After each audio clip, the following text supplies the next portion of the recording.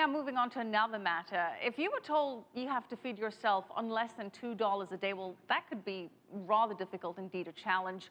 And yet, more than 1 billion people survive on less than that to cover all of their needs. Now, a new campaign called Live Below the Line is challenging people from the US, Canada, New Zealand, Australia, and the UK to do just that. Karina Huber reports. For 5 days, Doug Kennedy has vowed to spend no more than $1.50 a day to feed himself. No easy feat in a city where a cup of coffee can cost double that amount. His choices are limited. Rice, eggs, lentils, oatmeal, and water will be my food for the week. A treat will be a banana. A local fruit stand sells 5 of them for $1. That's within his budget. In the U.S. alone, more than 3,600 people are expected to participate in the Live Below the Line campaign. They include entertainers like Ben Affleck, Josh Groban, and Nick Lachey.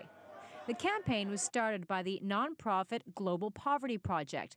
Michael Traynor is its U.S. director. The challenge is a way that people can invite a greater sense of understanding of what the issues that the extreme poor face.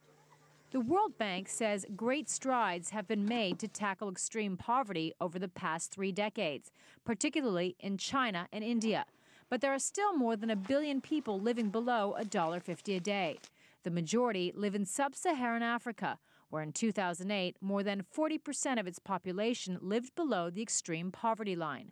Traynor says keys to battling extreme poverty include quality aid, fair trade, and good governance. Ultimately, it's about people having the access and ability, the opportunity to lift themselves up.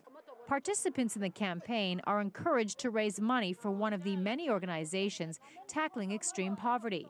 Many are affiliated with the challenge. They include CARE, UNICEF, and the Rainforest Foundation.